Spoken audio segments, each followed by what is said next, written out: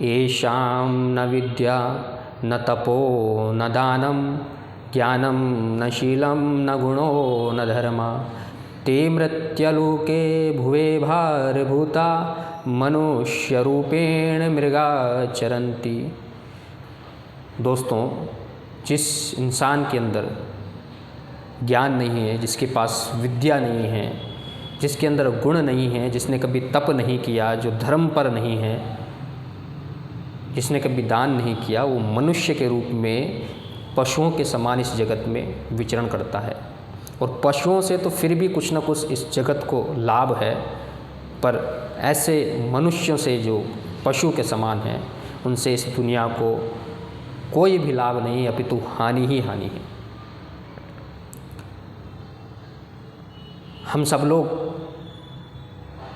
भगवान कृष्ण को मानते हैं, पूजते हैं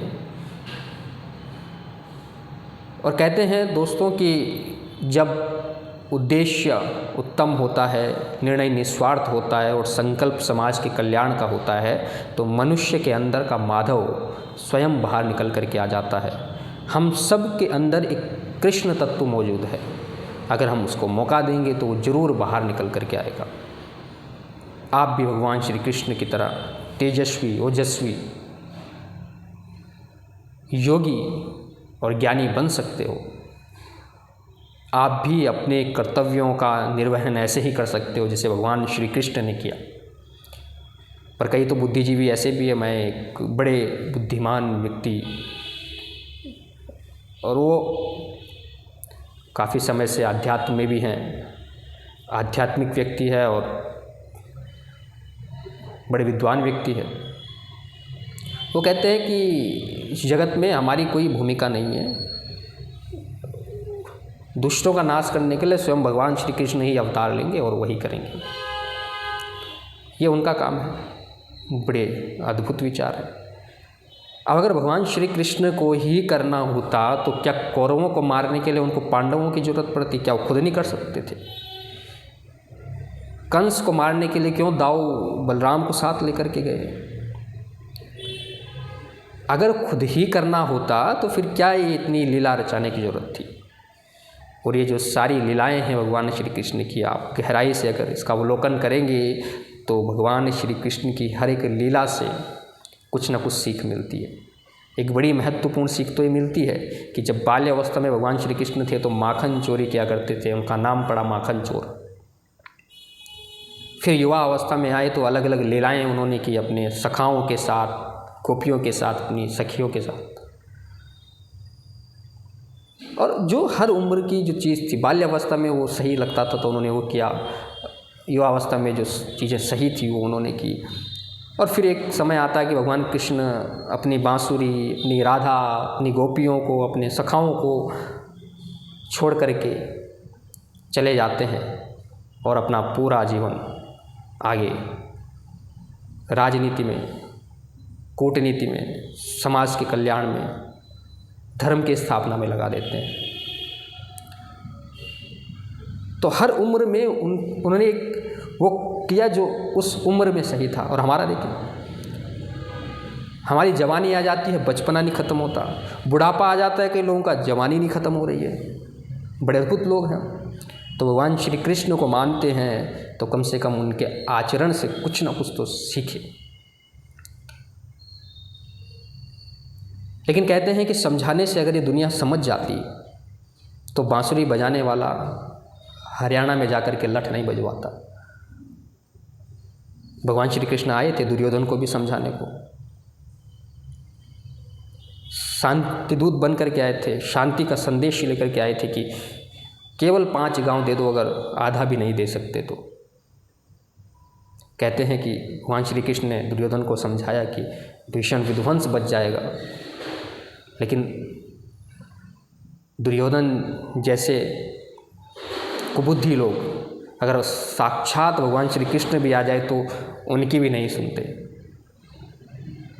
कवि रामधारी सिंह दिनकर ने बड़ी अच्छी उस घटना का जिक्र किया है अपनी पंक्तियों में बहुत बेहतरीन तरीके से कि वर्षों तक वन में घूम घूम बाधा विघ्नों को चूम चूम से धूप घाम पानी पत्थर पांडव आए कुछ और निखर। सौभाग्य न सब दिन होता है, आगे देखो क्या होता है।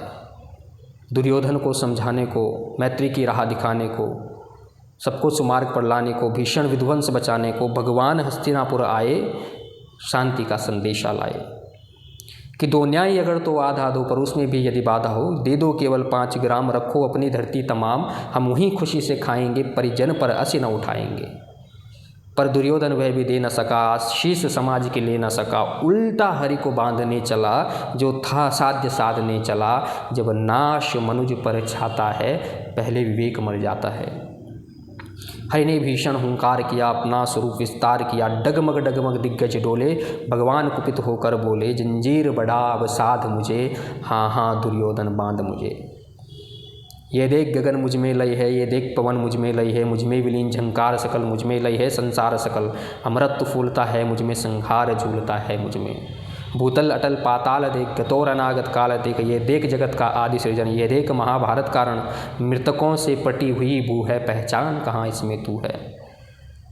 अंबर का कुंतल जाल देख, पद के नीचे पाताल देख, मुट्ठी में तीनों काल देख, मेरा स्वरूप विकराल देख, सब जन्म मुझी से पाते हैं, फिर लौट मुझी में आते हैं। जीवा से काढ़ती ज्वाला सघन, सांसों से पाता जन पवन, पड़ जाती मेरी दृष्टि जिधर, हंसने लगती सृष्टि उधर, मूंदता हूँ मैं जब भी लोचन, छा जाता चारों ओर मरण। बांधने मुझे तू आया है, जंजीर बड़ी क्या लाया है, बांधना चाहे मुझे मन तो पहले बांध अनंत गगन, सोने को साध न सकता है वो मुझे बांध कब सकता है। हेतु वचन नहीं तूने माना, मैत्री का मूल्य नहीं पहचाना, तो ले मैं भी अब जाता हूँ, अंतिम संकल्प सुनाता हूँ कि याचना नहीं कि अब रण होगा, जीवन जय की या मरण होगा। टकराएंगे नक्षत्र निकर, बरसेंगे भू पर वही प्रखर फन, शेष नाग का डोलेगा, विकराल काल मुँह खोलेगा। दुर्योधन अवकीर्ण ऐसा होगा, फिर कभी नहीं जैसा होगा। भाई पर भाई टूटेंगे, विषबाण बूंद से छूटेंगे, सौभाग्य मनुष्य के फूटेंगे, वयास श्रृगाल सुख लूटेंगे। दुर्योधन आखिर तू भूषाई होगा, हिंसा का परदाई होगा।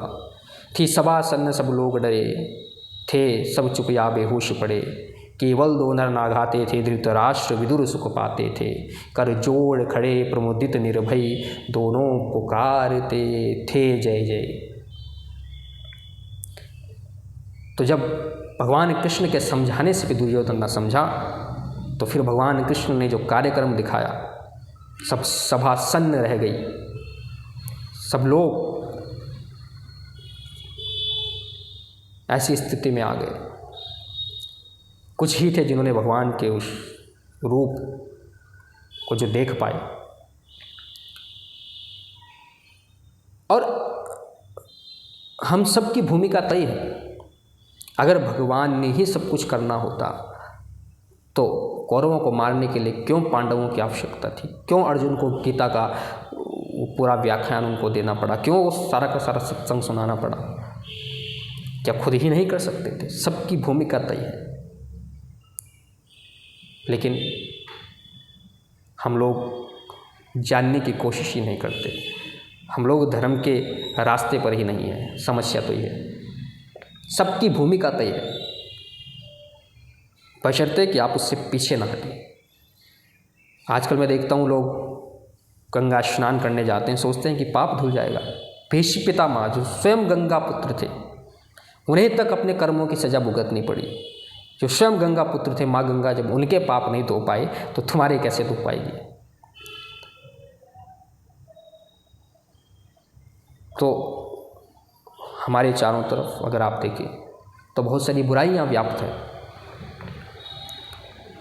और इसमें हमको अपनी भूमिका अदा करनी है। और जो लोग चुप रहेंगे, कहते हैं कि मूक बन कर के अधर्म को अगर बस निहारे जाएंगे तो भीष्म हो या द्रोण हो फिर सब मारे जाएंगे।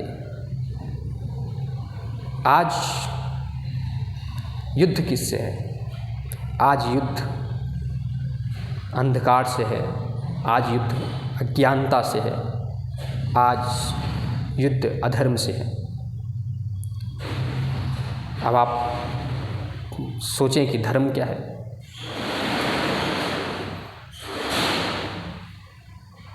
तो धर्म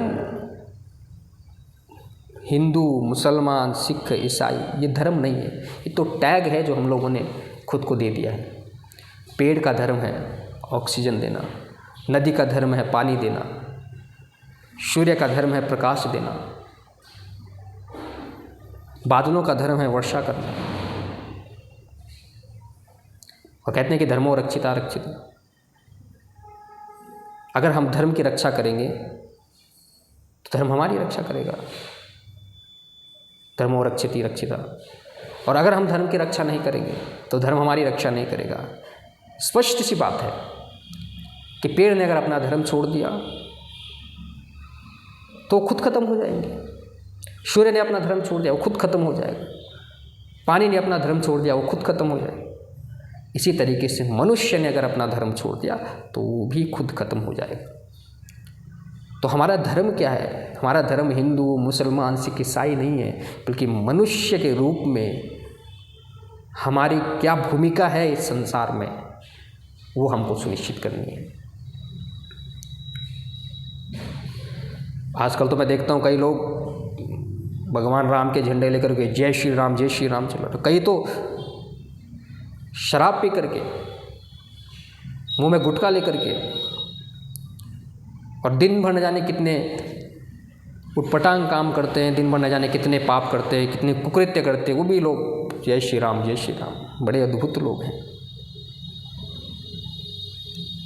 अगर हम वाकई राम भक्त हैं तो हम भगवान श्री राम के आदर्शों पे चलें, उनके आदर्शों को समझें, उनकी सीख को समझें। एक संदीप द्विवेदी जी है, बड़ी अच्छी पंक्तियाँ उन्होंने भगवान श्री राम के किरदार के ऊपर लिखी है, और खुद से सवाल हमें पूछना चाहिए जो पूछते हैं अपनी कविता के माध्यम से कि सहली सारी यातना पर कर्तव्य सर्वोपरि रखा, त्यागशील संकल्प को जिस तरह जीवित रखा, बोलो कहाँ तक टिक सकोगे यदि राम सा संघर्ष हो तो। कल मुकुट जिस पर साजना था, अब सब कुछ उसे त्यागना था, निर्णयों के द्वंद्व से एक बालपन का सामना था, वचन भी था थामना, आदेश भी था मानना, तब सोचो इस तरह स्वयं को, क्या धर्म पर तुम रख सकोगे, बोलो कहाँ तक टिक सकोगे यदि राम सा संघर्ष हो तो। प्रजा तो बस राम की थी, दुनिया उसे जप रही थी, वचन ही था तोड़ देता, धर्म ही था छोड़ देता, पर पीढ़ियाँ क्या सीख लेगी, राम की चिंता यही थी। हो छिन रहा एक क्षण में सब कुछ, सोचो एक क्षण क्या करोगे, बोलो कहाँ तक टिक सकोगे यदि राम सा संघर्ष हो तो। केवट न जाने क्या किया था, सौभाग्य जो उसको मिला था, राम ही से तारने को राम ही से लड़ गया था। कुलवंश उसके तर रहे थे, सब राम अर्पण कर रहे थे, वो जब सब कुछ बिखरा हुआ तुम सहज कब तक रह सकोगे, बोलो कहाँ तक टिक सकोगे यदि राम सा संघर्ष हो तो। है याद वो घटना तुम्हें जब राम थे वनवास में, सिया थी हर ली गई था कौन उनके पास में, कुटी जब सूनी पड़ी थी, दो भाई और विपदा पड़ी थी, तब सोचो ऐसे मोड़ पर तुम धैर्य कब तक रख सकोगे, बोलो कहाँ तक टिक सकोगे यदि राम सा संघर्ष हो तो। वह तो स्वयं भगवान था पर कहाँ उसे अभिमान था, किरदार भी ऐसा चुना जिसमें सिर्फ बलिदान था, मर्यादा के प्राण थे, रघुवंश के अभिमान थे, श्री राम के अध्याय से एक पृष्ठ हासिल कर सकोगे, बोलो कहाँ तक टिक सकोगे यदि राम सा संघर्ष हो तो। व्यथा इतनी ही नहीं है, कथा इतनी ही नहीं है, कुछ शब्द उनको पूर्ण कर दे, राम वो गाथा नहीं है, खुद तपे संघर्ष में तब हुए उत्कर्ष हुए, श्री राम के अध्याय से एक पृष्ठ हासिल कर सकोगे, क्या तुम भी ऐसी प्रेरणा कभी पीढ़ियों के बन सकोगे, बोलो कहाँ तक टिक सकोगे यदि राम सा संघर्ष हो तो, बोलो कहाँ तक टिक सकोगे यदि राम सा संघर्ष हो तो। भगवान राम ने त्याग सिखाया, भगवान राम ने संस्कार सिखाए, और हम कम से कम हम अपने इन ढोंगों के लिए, अपने इन आडंबरों के लिए प्रभु श्री राम के नाम का तो सहारा ना लें, उनको तो बदनाम ना करें। अगर आप वाकई भगवान श्री कृष्ण को मानते हो, अगर आप वाकई भगवान श्री राम को मानते हो तो उनके आदर्शों पे चलें। और भगवान श्री कृष्ण, भगवान श्री राम ये किसी एक जाति, एक धर्म विशेष के लिए नहीं है, ये संपूर्ण मानव जाति के आदर्श हैं, जिन्होंने सिखाया है कि मानव को कैसे रहना चाहिए, उनके क्या धर्म है। और शायद यही कारण है कि वो धरती पर अवतरित हुए, वरना तो अगर वो परमपिता परमेश्वर है तो उन्हें क्या ध्येय की जरूरत है, उन्हें क्यों जीवात्मा की तरह इस संसार में रहने की जरूरत थी। वो आपको सिखाने के लिए आए थे, वो आपको बताने के लिए आए थे, वो हमें समझाने के लिए आए थे, और अगर हम उनके आदर्शों पे नहीं चलेंगे, उनके बताए गए रास्ते पे नहीं चलेंगे, जैसे दुर्योधन को बताया था भगवान श्री कृष्ण ने, लेकिन नहीं माना, तो उसकी क्या दुर्गति हुई, रावण की क्या दुर्गति हुई, कंस की क्या दुर्गति हुई, हम सब जानते हैं। धन्यवाद।